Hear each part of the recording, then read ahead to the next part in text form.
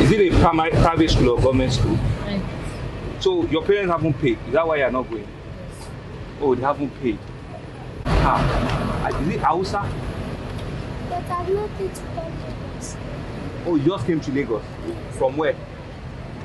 From which state? Kano. Father Lord Almighty. How old are you? 12. 12. How old are you? No. 9. So where you go? You're going to grind pepper Yes. for your parents there. Yes. Where do they stay? Anthony. Eh? Anthony. Anthony. Yes. How can I get to your parents now? Do you know their number?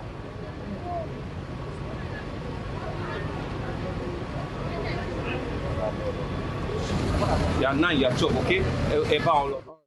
You realize that I came in a bit late this morning, and that speaks to the reality of where we find ourselves as a people. And that makes nuisance of whatever speech that have been given to me, because it affords me an opportunity to speak straight from my heart and to tell you a clear testimony of what happened this morning. So can I have a pictures? So we're driving to this venue this morning. So this is the picture. This is me wearing a white shirt. So this is this is a classic example of what we go through in Lagos. This is the road that takes you from Anthony Village onto Ikorodu Road. So I stopped because I saw something that bleeds my heart. 2 little girls, ages 9 and 12, carrying buckets on their head to go and grind pepper at 11 o'clock in the morning. See how beautiful they both look.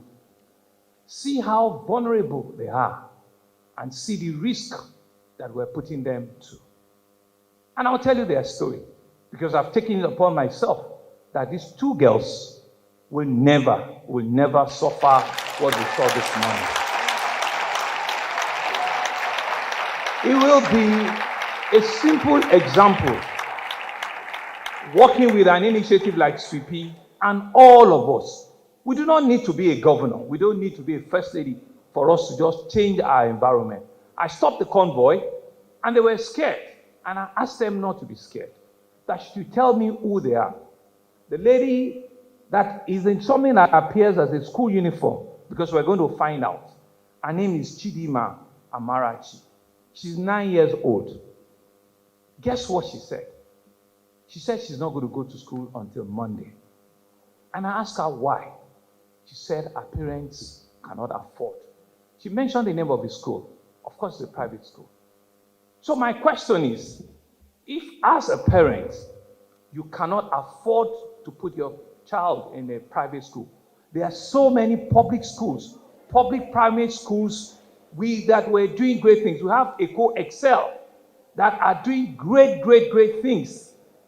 Why would you defer and deny, please let's leave the picture, and deny a 9-year-old girl from not going to school?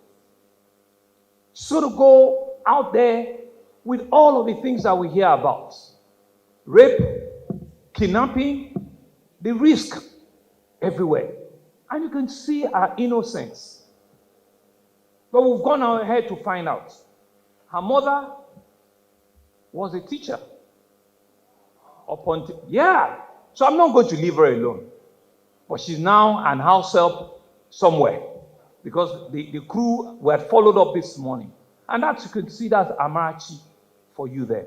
Amarachi will go back to school by the grace of God. And she will be somebody that I will follow up to till when she finishes her education. The second young girl, her name is Suwebat. You can see from her hijab, pretty looking young girl. She's 12 years old. Guess what? She's not in school. She could speak English. She could pick it together, but she's not in school. Why? Her parents, they just relocated from Jigawa State to Lagos over a month ago. And so there is no plan at all for her for them to register into school. This is a classic example of what we need to do differently as a society. This is an example of what we all need to take up in this room as an example. So they will not ask the question, what brought the parents to Lagos? That's not for this gathering. But since you've taken a decision to bring a 12-year-old to Lagos, and there are public schools that you don't need to pay a dime to get into. This is Antony Village. It's not in the suburb of Lagos. This is in the heart of a city. And they're going to grind pepper, they're going to grind beans at 11 o'clock in the morning. These two girls will indeed be under my care and the care of the First Lady. And so you know out there are several Amarachi and there are several Suebat who will not have the opportunity that I will be driving past and I will take the decision to stop and hear their story. This is why I'm indeed happy that even all of us that are in this room that have come to listen to an initiative called Sweeping, we all can make the difference. If we choose to, as a people, we all can make the difference. If we choose to, as a generation. Because there's no better thing that we can give to mankind than ensuring that we can make life better for our next door neighbor. And that's why I feel happy how coincidence has brought this morning's intervention, that what Sweepy is all about. Ensuring that they can give the voice to the vulnerable in our society. They can go to orphanages. They can give them hope. They can look for carers for the elderly amongst us. They can look for people that are physically challenged and they can give them a hope. But more importantly, we as a government need to double up. We need to raise the standards and ensure that even our caregivers, our social workers, that we train and retrain them because they need to understand and know what is out there for them to go and get better. The Honorable Commissioner for Youth and Social Development is here. The Honorable Commissioner for Women and Poverty Alleviation is here. And several other cabinet members that are here. This is a clarion call for all of us. Yes, we're doing so much, but what the citizens is telling us, we still need to do a lot more.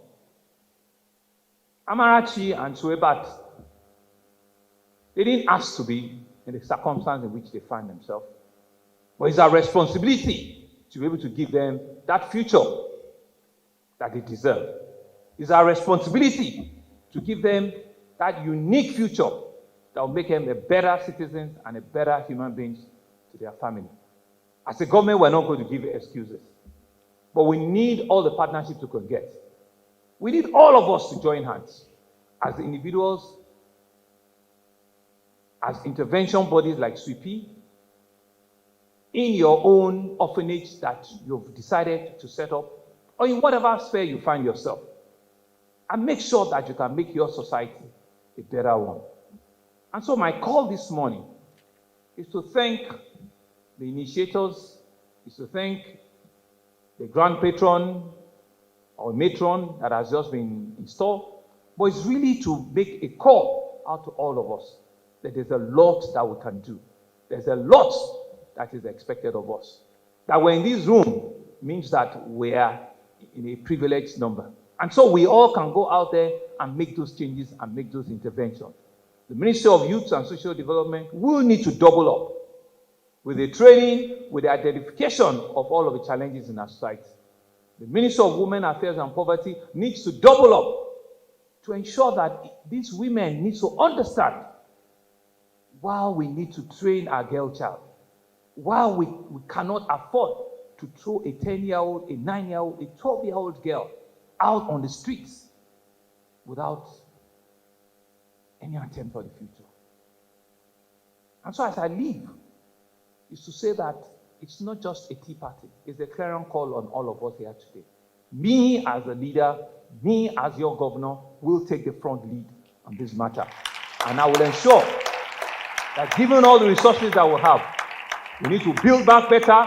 We need to ensure that we can give hope to the people that will call the true leaders of tomorrow. Thank you very much, Sweet Pea Initiative. Thank you all for listening. And I'm hoping that we can use interventions like this to better our society. Thank you very much.